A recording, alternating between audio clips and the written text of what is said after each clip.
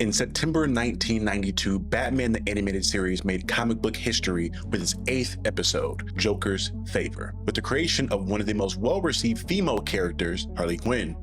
See, she was a clown like Joker, a female clone, and a goon. But while she started off as simply a Joker extension, she quickly became so endearing to fans that 7 years later, she made her first comic book appearance in Batman Harley Quinn #1. The emotional depths of someone who was personally infected and affected by Joker, but who also had a heart of gold underneath the madness. She was a unique window into the psychology of Joker and Batman alike. Harley Quinn is now a character who has far outgrown her basic origins and truly developed into one of the powerhouses at DC Comics. This kind of story is where the positive fan reception gave birth to a new world of exploration for their favorite heroes by exploring new twists on classic characters. It's a beautiful miracle in a world of comic books. After all, we've seen comic book fans hate characters so deeply that they'll happily kill them off. You know, like the Crimson Crowbar, aka Jason Todd. My bad, y'all. So imagine how amazing it was when Christopher Yost and Craig Kyle found a way to make lightning strike from Marvel Comics when they created X-23, Laura Kinney, the daughter of the Wolverine.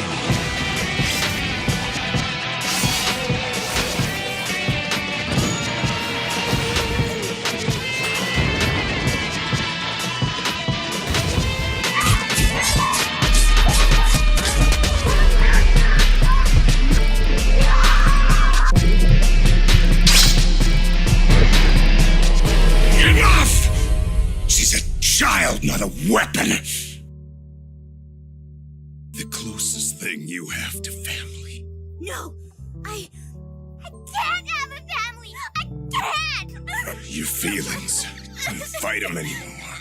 Let them win.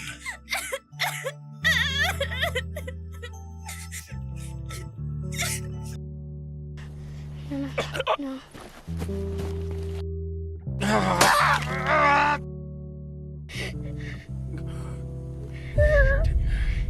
Friends, and run. They'll keep coming and coming. You don't have to fight anymore. Go.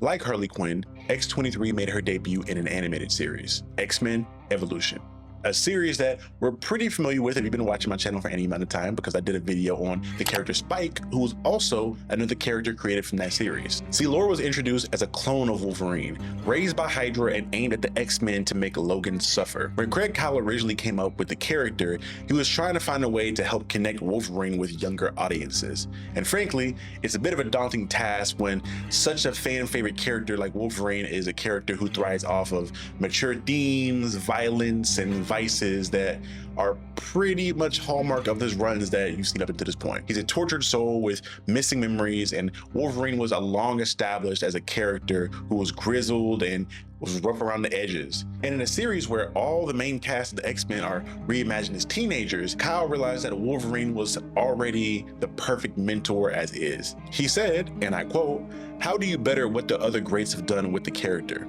So you don't. You copy it." So Kyle and Christopher Yost decided to create a character that was the inverse of Wolverine and served as a mirror to him to see his growth and his changes over the years. Instead of him being an older man, you have a young woman. Instead of having someone trying to reclaim a lost past, you now have someone with the past so horrifically documented and defined. The moral question that Wolverine struggles with, am I a man or a weapon? And it's not presented back in the form of a 12-year-old girl raised to be only a weapon. Because if she had all this baggage and he didn't, then he didn't know what was taken from him. If you hadn't known all the screwed up things you've done, could you have become an X-Man and a hero? Well, she's the answer to that question. Unfortunately, she knows the face of every single person she has ever killed.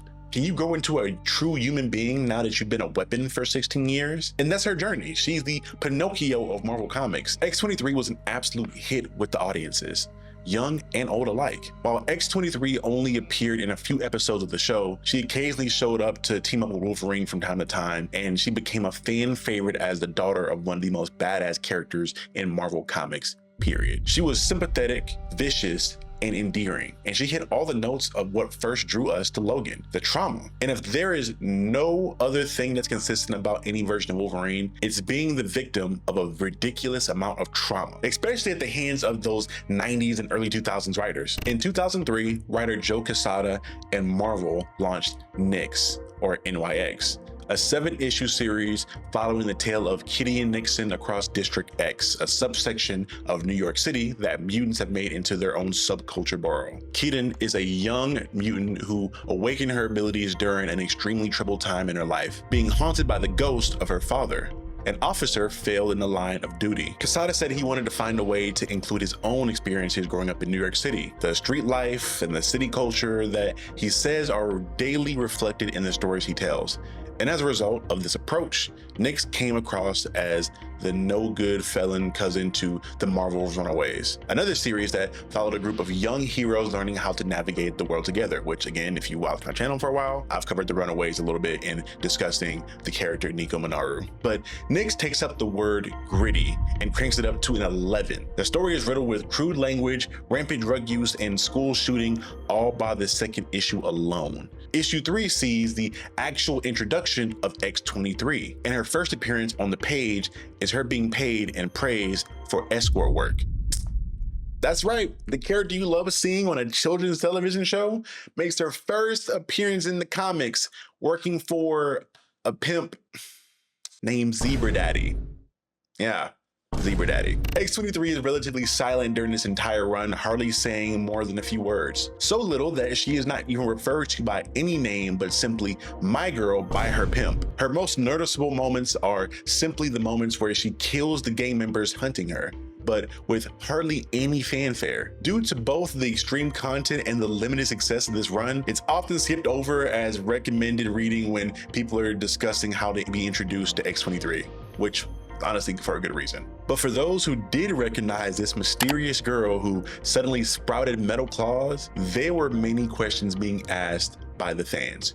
Who exactly was this girl? Where did she come from? How did this girl get here in such a horrible situation? Why is this nigga named Zebra Daddy?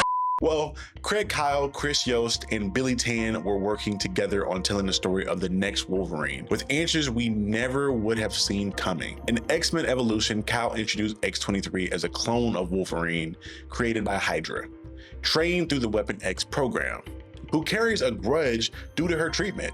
In her first solo in 2005, these origins are similarly repeated, though with much more striking details though. While some fans have tried connecting it with the 1994 panel referencing a DNA sample Logan X-23, Yost confirms that he had no previous knowledge of the panel, instead looking to take something directly from an already uncovered and established memories of Logan's time under the Weapon X program. During Logan's original escape from the facilities, Logan attacks and kills Dr. Dale Rice. This event becomes a major turning point in the life of his son, Xander Rice, who dedicates himself to getting revenge against Wolverine by creating his own Weapon X program. This eventually puts him in business with some shady characters such as Martin Sutter and one of the world's most premier experts at cloning, Dr. Sarah McKinney. Sutter has financed the research lab out of view of the government insight to aid Rice in his attempts to recreate and perfect a clone of Logan with limited success. After multiple failures due to degrading and unstable DNA they have, Dr. McKinney comes up with the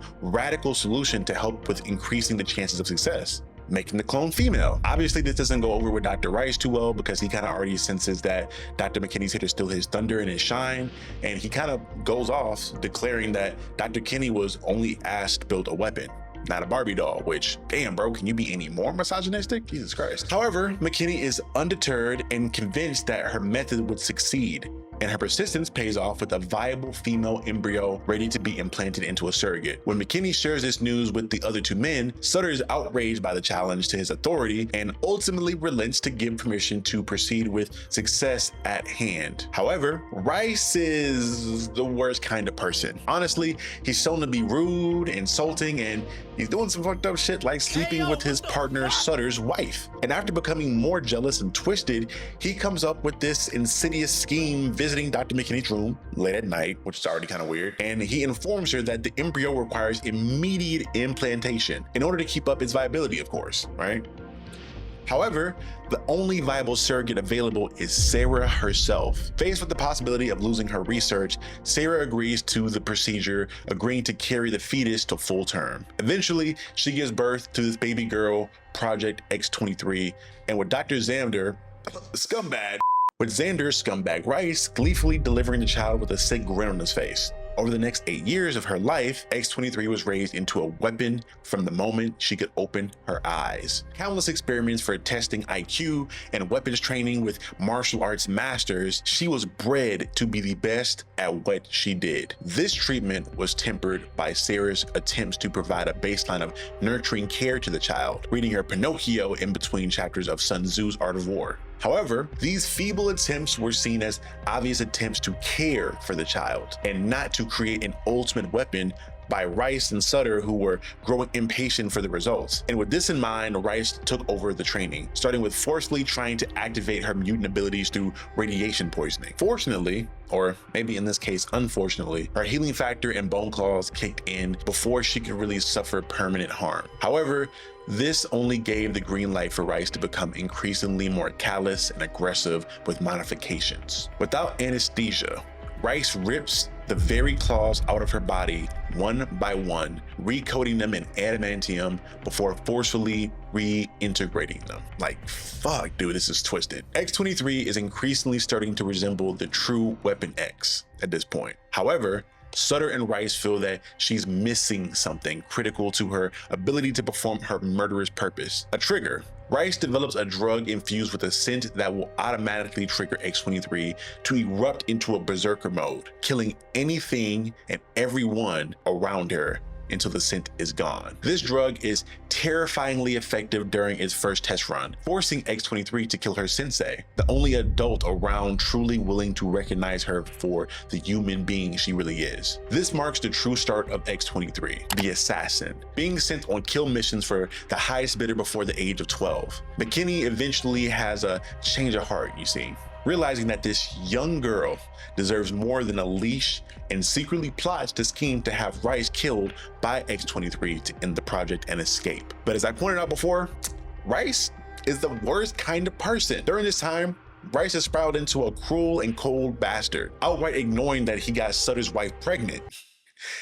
Instead, Rice started plotting against Sutter, scheming to utilize Trigger to have X-23 kill Sutter. In the end, everyone's plots came to fruition, with X-23 being triggered into killing Sutter and his entire family. Then she kills Dr. Rice. As they're escaping, however, some of the trigger was still on Sarah McKinney as a final effort from scumbag Rice to force one last cruelty on X-23 to kill her own mother. As she lay dying, bleeding red across the white snow, McKinney finally gives X-23 a real name, Laura, as the words, "I love you," freeze before they can leave Sarah's lips. Laura begs her mother not to leave her. A page turn later, we can see Laura as she was when we first met her in Nyx, roaming New York City to stay hidden from those who may want their pet project returned. For years, the biggest mystery behind Wolverine was the true history behind his origins, finding the man inside despite missing memories. He often learning of dark secrets in his past, and then he has to make amends with them, as the man he is now was often part of the overall character arc that drew many to him. However, Laura gives the complete opposite perspective. Unlike Logan, Laura did not volunteer for anything.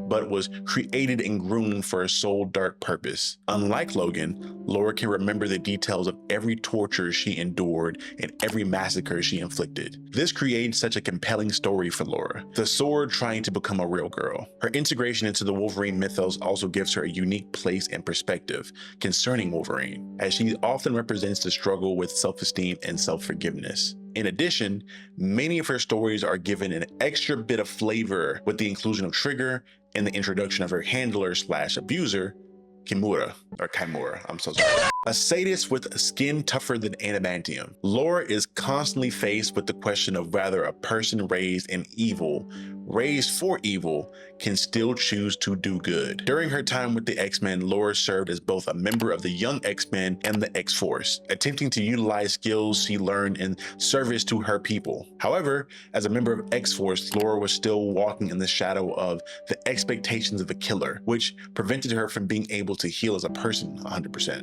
This journey of self-discovery would last until the death of Wolverine, where Logan dies and Laura decides to inherit his mantle. As a new Wolverine, Laura rediscovers herself, quite literally, as she gains a new set of clone sisters, especially the youngest Gabby, who, despite undergoing the same horrific treatment as her, enjoys being the worst at what we do. With the Wolverine family around her, Laura is matured into the older sister who looks out for them, being able and willing to meet them at their worst and help them to be their best. X-23, Wolverine, and Laura Kinney are some of the most standout successors in the last 20 years. Her X-23 solo run came out with a bang, and it continued from 2010 through 2012. And fans who are really interested in seeing her in her all-new mantle should check out All New Wolverine, especially the sisters arc that she had, which introduces us to Gabby, the Honey Badger, who is absolutely hilarious, helps to really showcase the nurturing mentorship aspect that we love seeing from Logan